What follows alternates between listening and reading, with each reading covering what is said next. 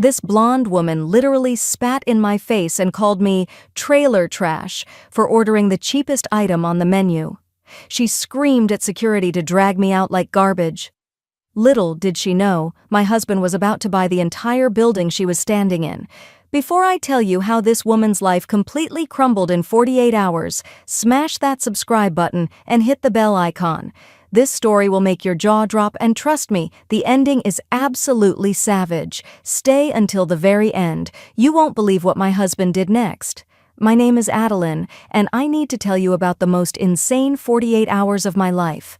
You see, most people who meet me think I'm just an average woman living paycheck to paycheck. I shop at thrift stores, I drive a 10-year-old Honda, and I genuinely get excited when I find a good deal at the grocery store. What they don't know is that my husband, William, is worth more than some small countries. We met in college when he was just a computer science student with big dreams, and I was studying social work. Back then, we lived on ramen noodles and shared a tiny apartment with paper-thin walls. Even after William's tech company exploded and made him a billionaire practically overnight, we made a promise to each other.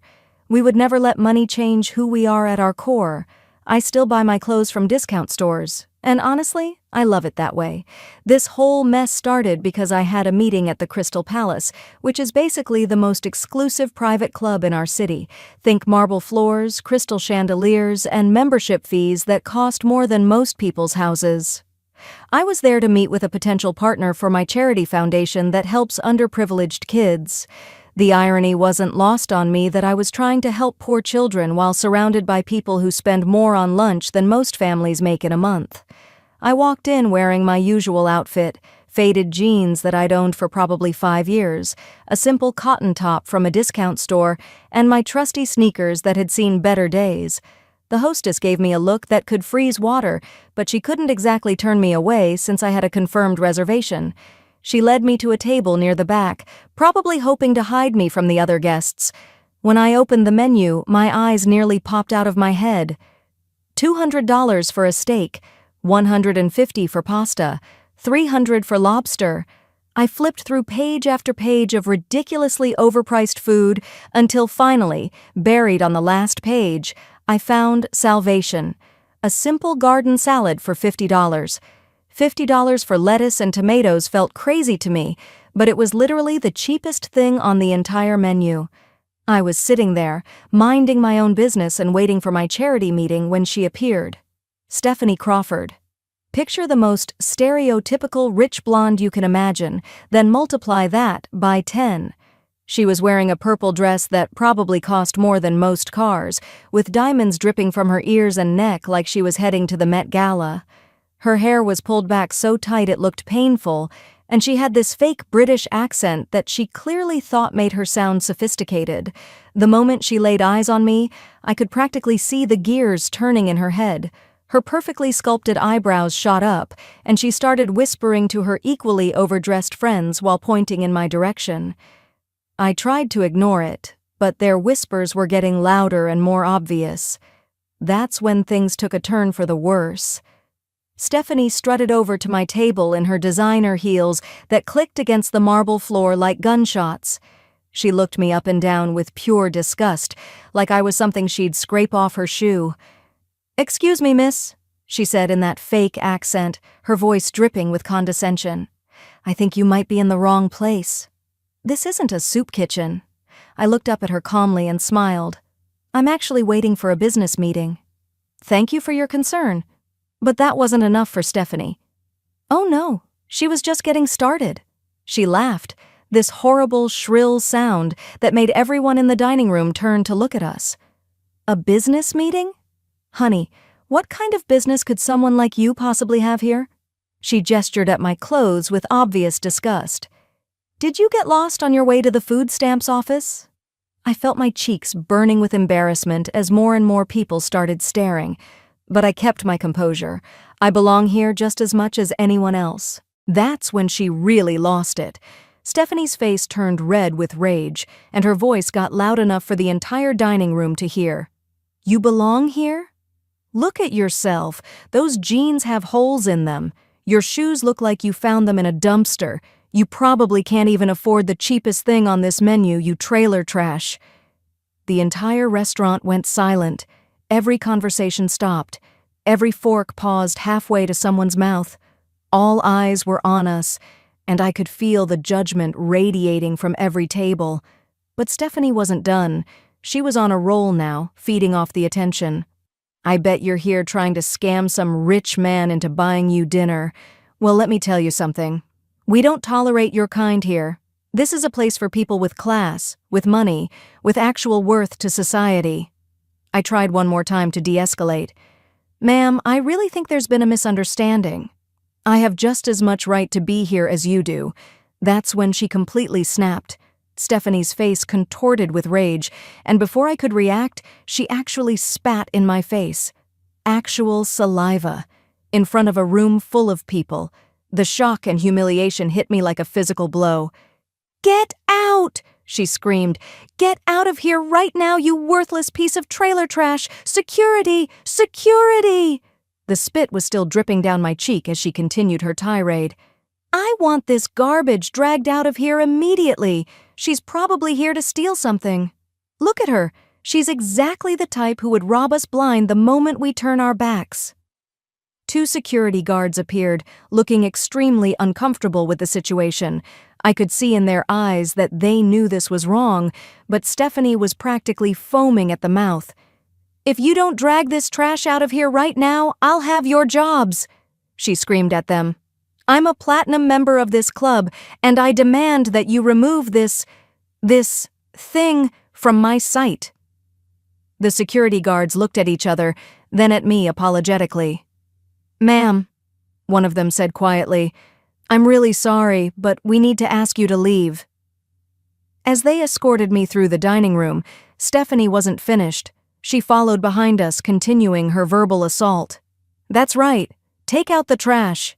Maybe next time you'll think twice before trying to infiltrate places where you don't belong. Go back to whatever trailer park you crawled out of." I could hear people at other tables murmuring, some filming with their phones. The humiliation was complete. As we reached the exit, I turned back and looked directly at Stephanie. "You just made the biggest mistake of your life," I said quietly. She laughed that awful laugh again. "What are you going to do? Sue me? With what money?" The moment I got to my car, my hands were shaking so badly I could barely dial my husband's number. When William answered, I completely broke down. "They threw me out," I sobbed into the phone. "This woman, she spat in my face and called me trailer trash. She had security drag me out like I was some kind of criminal." There was a long silence on the other end. When William finally spoke, his voice was calm, but I knew him well enough to recognize the ice-cold fury underneath. "Tell me exactly what happened, every detail." I told him everything, Stephanie's name, her appearance, every horrible word she'd said. By the time I finished, William's voice had taken on that tone that made billionaire executives tremble. "I'll handle this permanently," he said. "Go home. Rest. This will be over very soon." What I didn't know was that William had immediately called his team of lawyers and investigators. Within an hour, they had a complete dossier on both Stephanie Crawford and the Crystal Palace. Stephanie, it turned out, wasn't nearly as wealthy as she pretended to be. She was middle management at a marketing firm, living way beyond her means to maintain her fake elite status. Her membership to the club was paid for with maxed-out credit cards, and she was drowning in debt trying to keep up appearances. The Crystal Palace itself was in serious financial trouble. They were 2 months away from bankruptcy, desperately looking for investors or buyers to save them from closure. William's company made an emergency acquisition offer that same night. The club owners were so desperate they signed the papers within hours, grateful for the last-minute bailout that saved their business. Stephanie had no idea any of this was happening. She was probably at home, bragging to her friends about how she'd put some trailer trash in her place. Exactly 48 hours later, I walked back into the Crystal Palace. Same jeans, same cotton top, same discount store sneakers. But this time, I had a confidence in my step that hadn't been there before. I was barely through the door when I heard that familiar shrill voice. "What the hell are you doing back here?" Stephanie shrieked, marching toward me in another ridiculously expensive dress, this one bright orange. "I thought I made it clear that your kind isn't welcome here." She was causing a scene again, drawing stares from everyone in the lobby. But this time, I just smiled.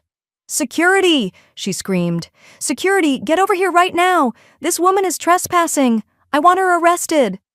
That's when I saw the club manager, Mr. Peterson, running across the lobby with a look of pure panic on his face. "Mrs. Crawford, please," he said, his voice strained. "There's been a misunderstanding." "The only misunderstanding," Stephanie snapped, "is how this trash got back in here. I want her out, and I want her banned permanently." Mr. Peterson was practically sweating now. "Ma'am, I really need you to stop talking." But Stephanie was on a roll again. She turned to the growing crowd of onlookers. "Can you believe this? They're going to let any homeless person wander in here now? What's next? Are we going to start serving food from soup kitchens?" That's when Mr.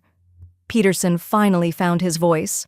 "Ladies and gentlemen," he announced to the entire lobby, his voice carrying across the marble space, "I'd like you to meet Mrs.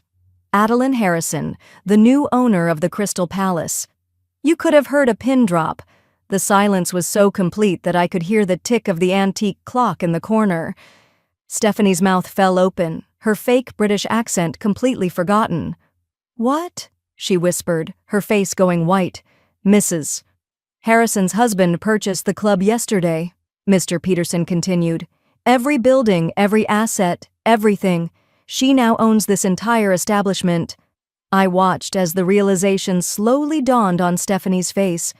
The woman who had called me trailer trash, who had spat in my face, who had me dragged out like garbage, was staring at the new owner of her precious exclusive club. That's impossible," she stammered. "She's nobody. She's poor. Look at her clothes." I finally spoke, my voice calm and steady. "You're right, Stephanie. These clothes did come from a discount store. They cost me about $30 total. But you know what? They're comfortable, they're practical, and they represent who I really am. Unlike you, I don't need to dress up in costumes to feel worthy." Stephanie's face cycled through about 6 different emotions: shock, disbelief, rage, fear, and finally, desperate panic. "Look, there's obviously been some kind of mistake," she said, her voice suddenly much smaller. I was protecting the club's reputation. You have to understand, we have standards here." "Oh, I absolutely agree," I said. "We do have standards. As the new owner, I'm implementing some changes. First, any member who treats staff or guests with disrespect will have their membership immediately terminated." Stephanie's eyes went wide. "You can't do that. I'm a platinum member. I've been coming here for years. Actually, I can do whatever I want. I own this place now.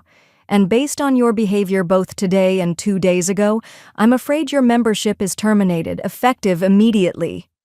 "You can't be serious," she whispered. "This is my life. All my friends are here. This club is everything to me." "Maybe you should have thought about that before you spat in someone's face," I replied. I turned to the security guards, the same ones who had reluctantly escorted me out 48 hours earlier. "Gentlemen, Mrs. Crawford is no longer a member of this establishment. Please escort her out." The irony was perfect. Stephanie, who had demanded that I be dragged out like trash, was now being escorted out herself. But there was a difference. The security guards treated her with professional courtesy, even though she probably deserved much worse. As they led her toward the exit, she turned back one last time. "This isn't over," she screamed. "I'll sue you. I'll ruin you. You can't treat me like this." "Actually," I called after her, "I can." And I just did. The moment she was gone, the entire club seemed to exhale. The tension that had filled the air disappeared, replaced by something that felt almost like relief. I addressed the crowd that had gathered to witness the spectacle. "I want everyone to know that under new management, this club will maintain its standards of excellence, but those standards will include basic human decency and respect for all people, regardless of how they're dressed or what they can afford. Anyone who can't meet that standard is welcome to find somewhere else to spend their time. Over the next few weeks, I learned more about Stephanie's downfall. It turned out she had actually posted about our first encounter on social media, sharing photos she'd secretly taken of me and captioning them with cruel comments about poor people trying to infiltrate high society. When the story of what really happened came out, those posts went viral for all the wrong reasons. She became the poster child for entitled behavior and lost not just her club membership, but most of her fake social circle too. The Crystal Palace underwent some changes under my ownership. We kept the elegance and exclusivity, but we also added that $50 salad to the menu permanently. I renamed it the Humble Plate.